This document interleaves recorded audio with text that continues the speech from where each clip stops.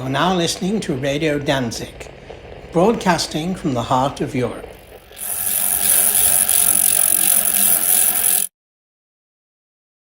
No, you're not seeing things. That is the famous crooked spire or twisted steeple in Chesterfield in England. It is said to be the work of the devil, and over the centuries, at least according to folklore, the devil has visited many churches.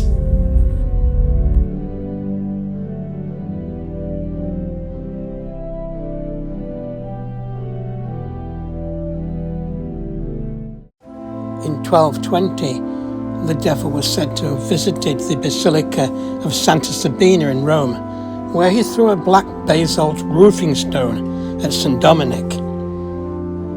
Though on closer examination, this impressive-looking black stone does appear to be a weight from some kind of medieval weighing device. At St. Enoda's Church in Cornwall, the clergy prepared for each new christening by opening the back door of the building and literally shooing out any demons or devils who might be lurking within the church. Long ago, when the incoming Christians were supplanting the old pagan gods, it was not unusual for the Christians to take over and repurpose sites associated with the old religion. Sites like St. Winifred's Well in Wales, where the allegedly healing waters could thereafter be used to draw sick, lame and desperate worshippers. St. Dennis's Church in Cornwall, which is the subject of its own video on this channel, was constructed on top of an old Iron Age hill fort. A location long associated with protection, continuity, and authority.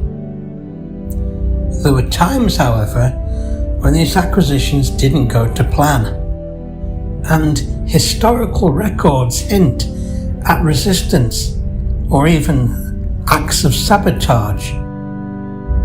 From time to time, Christian scribes reported that the building of new churches was being interfered with by the devil.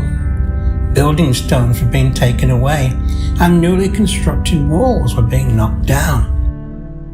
I have a theory that the Church of St. Chad's in Cheshire was at the centre of such a saga. There is a well-known local belief that St. Chad's was built in the wrong place, as it was located far away from any of the dwelling places of its congregation. This is where regional Christian folklore steps in to offer its own explanation. The story goes that the devil had a particular grudge against the pious monks of the abbey which founded the church. Such a hostile grudge that one day he picked up the entire building and attempted to take it away, only being thwarted by some quick-thinking monks who rang the church bell so loudly that the devil became affrighted and dropped the church where it presently stands.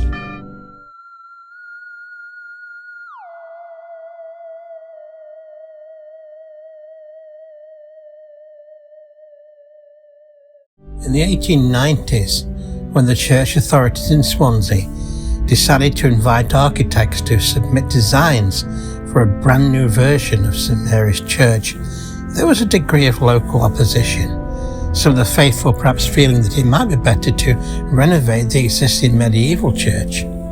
However, the results of the architectural competition caused more bad blood than anybody anticipated.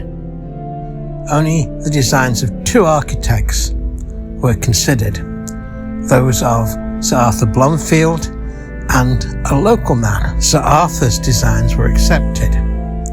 The local architect took this to be a personal insult. Several years later, a row of cottages opposite the church became available for purchase. The local architect bought them, tore them down, and replaced them with a red brick building, which subsequently became the head office of a brewery. On the building, he placed a 3-foot tall effigy of the devil, looking directly at the church. When there were complaints, the architect reportedly replied, "When your church is destroyed and burnt to the ground, my devil will remain laughing." In 1941, the Luftwaffe completed the prophecy. German bombs wrecked the church and left it a burnt-out shell. The Swansea Devil now resides in Swansea Museum, where, interestingly, he looks towards the 1950s church which replaced the bombed-out building.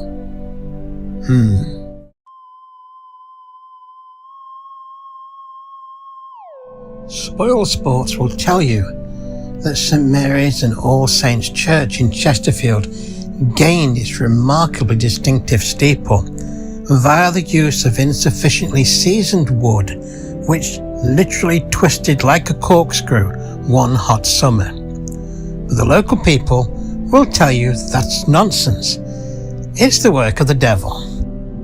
The story goes that one day the devil was perched on the church steeple, wrapping his tail around it to steady himself, when he beheld a particularly beautiful young bride leave the church.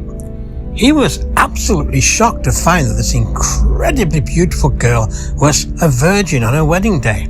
So shocked that he flew off in disgust, forgetting to unwrap his tail. On his way out, the devil cursed the church, saying that the steeple will remain twisted until another Chesterfield woman who is truly a virgin gets married there. Well, all of that allegedly happened centuries ago, and as of right now, the church steeple is yet to untwist itself. Make of that what you will.